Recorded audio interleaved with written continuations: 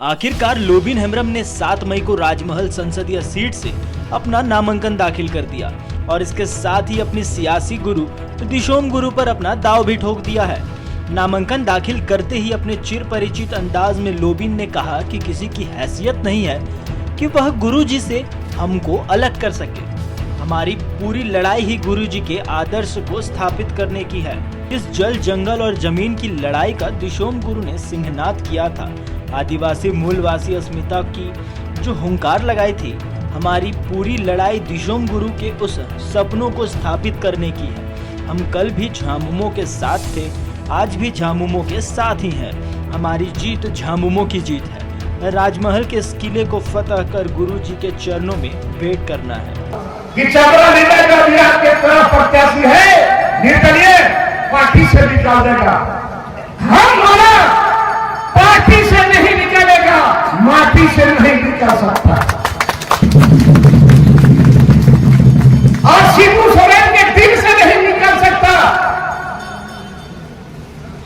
और माटी शिबू सोरेन के दिल से निकल नहीं सकता। साथ ही उन्होंने कहा कि यह कौन सा झामुमो है जहां सत्ता की पूरी चाबी गैर झारखंडियों के हाथ में है। झामुमो के पुराने कार्यकर्ता जिन्होंने अपनी पूरी जिंदगी गुरुजी के साथ संघर्ष की राह में गुजारी, आज कोई उनका दुख दर्द सुनने वाला नहीं है। वे अपने ही पार्टी में साइडलाइन किए जा चुके हैं। ना तो उनकी सलाह सुनी जा रही है और ना ही झामुमो की जमीन को बचाने की कोशिश की जा रही है। झामुमो के इस अदपन के कारण आदिवासी मूलवासी में बेचैनी है, उनका धैर्य टूट रहा है।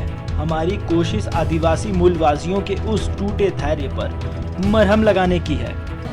तो और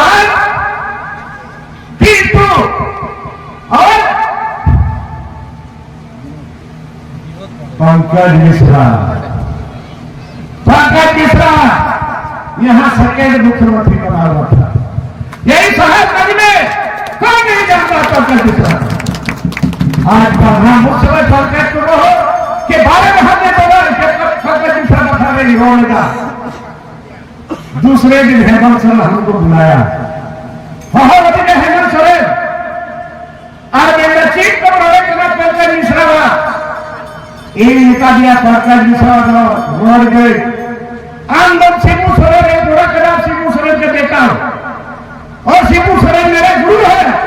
शिबू सोरेन मेरे गुरु खड़ा है, उसका खतरा नहीं और आपका खतरा नहीं। अभी बड़ा हमारा खतरा भी बड़ी वापस कर गया। बता दिया कि पंकज मिश्रा बदनाम कर दिया और पंकज मिश्रा और बदनाम करेगा तो आगे बदनाम नहीं रहा। हम सोचे तो बोला हम देखेंगे और जेल में है तो जरूर उसका दिल से बोलता कि लोग ने हम ठीक बोला था। और विजय हांसदा नहीं बोला बल्कि पंकज मिश्रा को ठीक बोला दिया। आज हेमंत सोरेन को हम चाहते हैं। हेमंत सोरेन वो भतीजा के रूप में है, हम चाहते हैं उसको। लेकिन ये बंदर, ये दलाल लोग, पार्टी का कुछ दलाल लोग है जिसको इसको ले डूबा अपने तो गया और हेमंत सोरेन को भी धोखा दिया। पिंटू के बिना हेमंत सोरेन का कहीं 1 इंच आगे नहीं बढ़ता था। लेकिन पिंटू तो सरकारी गवाह बन गया। सरकारी गवाह बनाना है।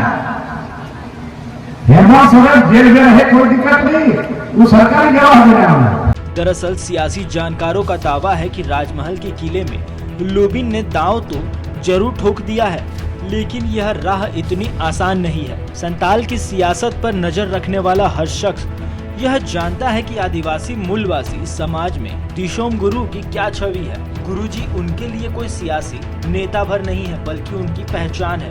और सवाल जब पहचान पर खड़ी होती है तब सारे दूसरे मुद्दे दरकिनार हो जाते हैं। गुरुजी के इस छवि का फल झामुमो आज तक काट रही है। भले ही बदले हालात में अभिषेक पिंटू, पंकज झा और दूसरे गैर आदिवासी मूलवासी चेहरे की एंट्री हुई हो, लेकिन इससे आदिवासी मूलवासी समाज में गुरुजी प्रतिष्ठा में कोई बदलाव नहीं आया है। आज भी उनका नाम संताल में एक हद तक जीत की गारंटी है।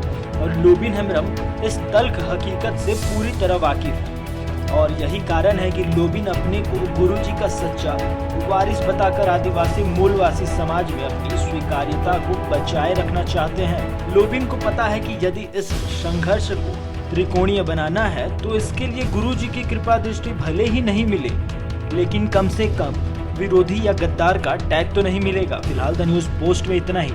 रांची से ब्यूरो रिपोर्ट।